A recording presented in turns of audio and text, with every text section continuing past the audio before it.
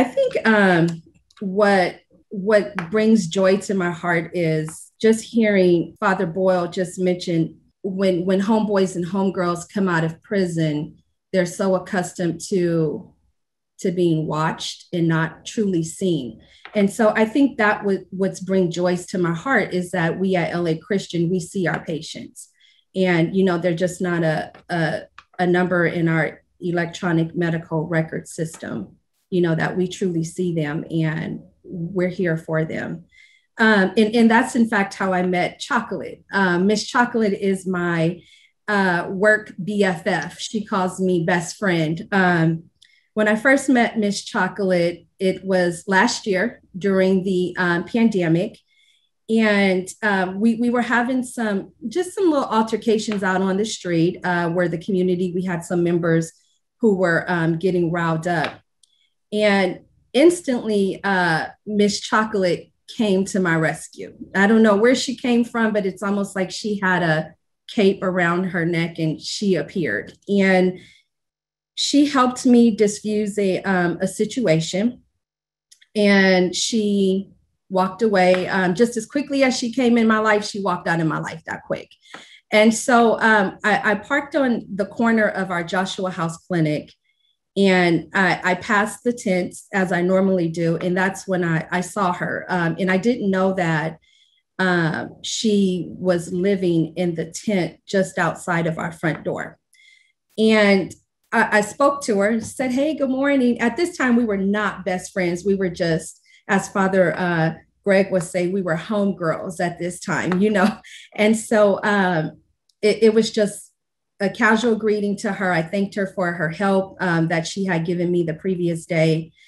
And it was almost like a click, a bond happened instantly. So days would go on. I would wave to her, "Hey, how are you?" And just one day, I just decided to speak to her because if anyone who works at the Joshua House Clinic knows Miss Chocolate, you will know when she has awakened from her sleep, and you will know when she has went to bed. She keeps a party going at Joshua House. The music is blasting, and it's always good music and always a party, which I was so grateful of that because it was in the middle of the pandemic and we needed something to liven our spirits while we were serving patients. And so just this one particular day, I asked Miss Chocolate, tell me your story. And I think if I could speak for her, I think me asking that question may have been the light that she needed, that someone cared and someone saw her. And she began to tell me how she came to Skid Row. And I had noticed that a lot of her family members would come on Skid Row to look for her. And so she gave me the background of how she had was just released from prison some years ago and got addicted to drugs and, had not left Skid Row. And she even shared to me that she has a 5-year-old daughter.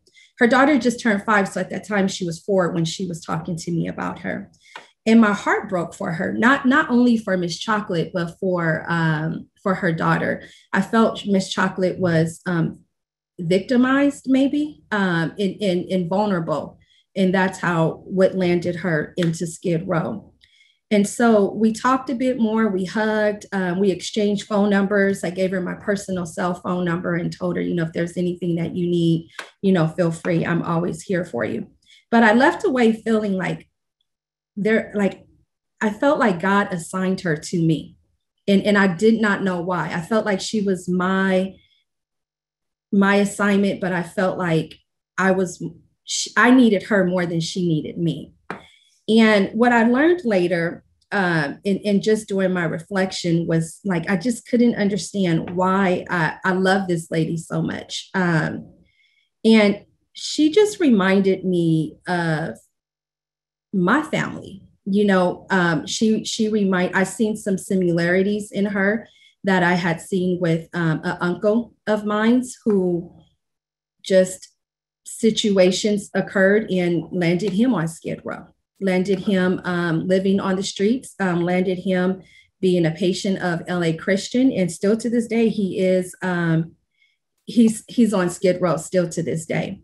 And so when I saw Chocolate, I just saw a reflection of just someone that that's loved, not only by me, but by her family, by her daughter, by her friends, someone who needed just that extra hug to encourage her and to help her to be seen, right? Miss Chocolate, she found housing. Maybe about 2 months later, she lost her housing, and the relationship that we formed was an accountability relationship. It was a love relationship. It was one that it was a bond. It was a sisterhood. It was a friendship.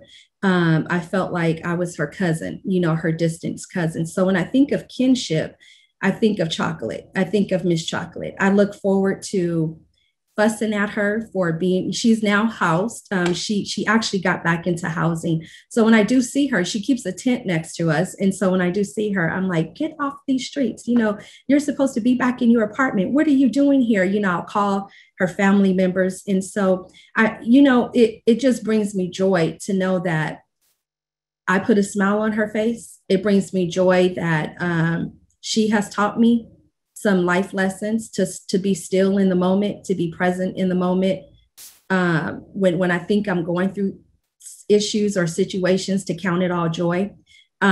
She has taught me to have perseverance, and she's taught me to love unconditionally just in that 1 year. So now our friendship has elevated to higher heights. I am now best friends. So I look forward to parking at the parking structure. I look for her, and every morning I hear best friend, and that warms my heart. We're learning new things. We're learning each other. She name drops me at the clinic all the time, and I have to tell her, she can't do that. But it's no different than what a family member would do, right? And I can tell you, Miss Chocolate can do no wrong in my eyes. And so when I think about kinship, I think about Miss Chocolate. When I think about seeing our patients, I think about Miss Chocolate.